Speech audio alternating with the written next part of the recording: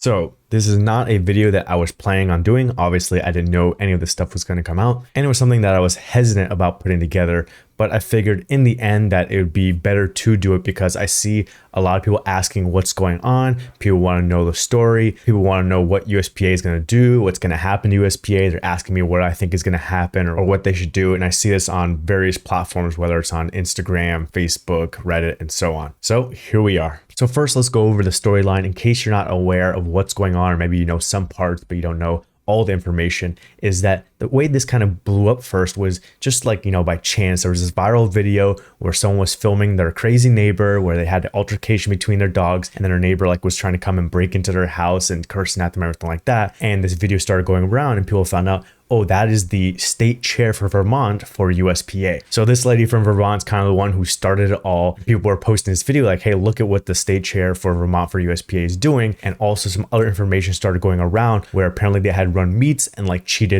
a venue out of the money they deserved for hosting the meet. So there was some other issues there as well. And this stuff was then going to USPA saying, hey, look at what your state chair is doing and look at the other information we're getting about your state chair. Why aren't you doing anything about this? So those emails went to USPA and they said they were looking into it. But an interesting part about this as well that you can see in the email that maybe is not going around as much is that USPA was asking this person to take down their video. So they were saying, yes, we're going to look into what's going on, but then said, please take down this video and let us know when you take down the video. So they were trying to get rid of this video and what this state chair had done. So now why they're doing it, who knows? Maybe they're hoping, okay, we'll take down the video. People will forget about this. We'll just leave them in a state chair meet director and people will just move on with their lives and no one ever know. Or maybe they were like, okay, we'll take this video down to do some damage control and then we'll just remove this person as state chair meet director, maybe put someone else in and continue on. But it seems like the worst case scenario kind of happened where this snowball where people started looking into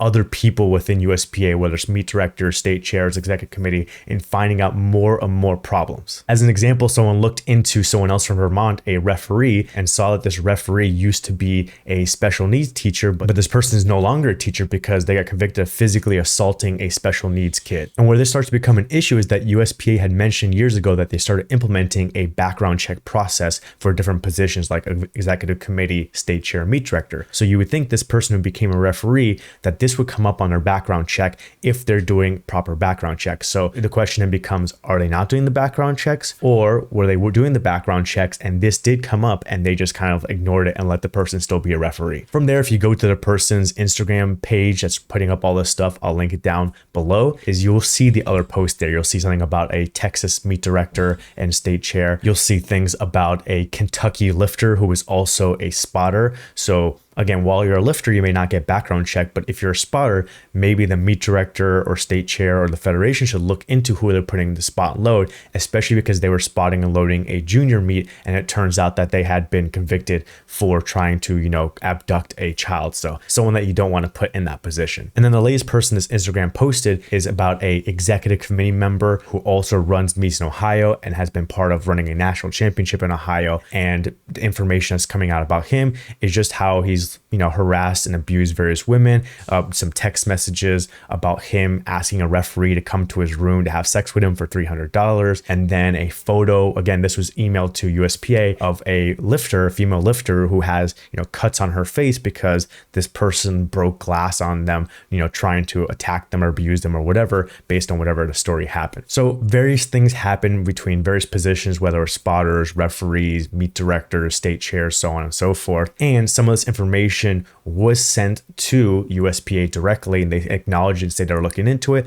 And these are things that maybe some people have brought up these concerns before to maybe a state chair about a referee, or maybe to a state chair about a spotter and loader. And then certain people along the way were ignoring it, whether they didn't look into it at all or where they did look into it, like the background checks, and then decided to ignore it. So now that all this stuff is blowing up and more people are getting called out and more information is coming out, and now sponsors are starting to stop sponsoring meets. There's meet directors saying they're no longer going to run USPA meets. There's lifters that say they're going to switch federations. There's state chairs that possibly step down, EC members that possibly step down. Now it seems like the USPA has to do something about it. They can no longer just say, oh, we're acknowledging the email and not do anything about it. They are now posting, acknowledging it. It seems like they're saying that they were doing some kind of background check, but obviously was not catching this stuff, or they were just letting it go, but they're looking into, better background checks and making some changes going forward. So what changes do you think that USPA should be doing going forward, or that they can make going forward in order to, remain a big federation, since they are one of the biggest federations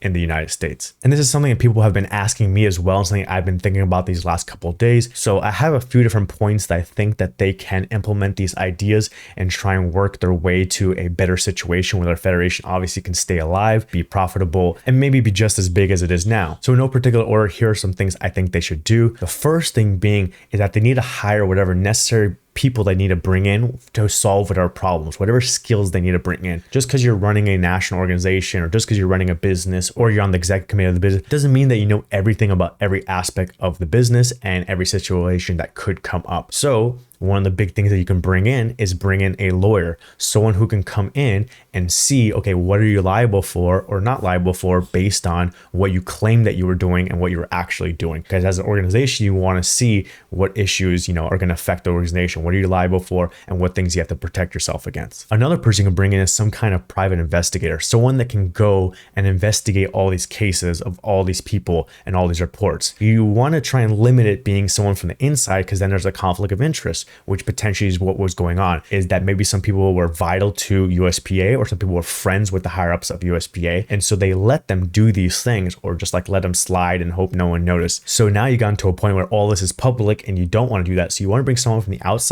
in, someone who's a professional, someone who can go through all the evidence and go through your bylaws and see what did they break, what didn't they break, what can you hold them accountable for, and be able to remove them. And also taking on any new cases. So these are the ones that we've seen so far, but what about other ones that are out there? Some people may be afraid to come forward, especially the higher and higher up the person is that they're, claiming something happened against, is that, you don't know what that person is going to do to you since they have so much power over you. So then going third party, then everything can be forwarded to this third party private investigator, and they can look into it directly, and no one inside USPA, especially higher ups, can know who it is, what the evidence is, until everything has been decided. And then at that point, then the investigator can come and say, hey, listen, these are the complaints against these people.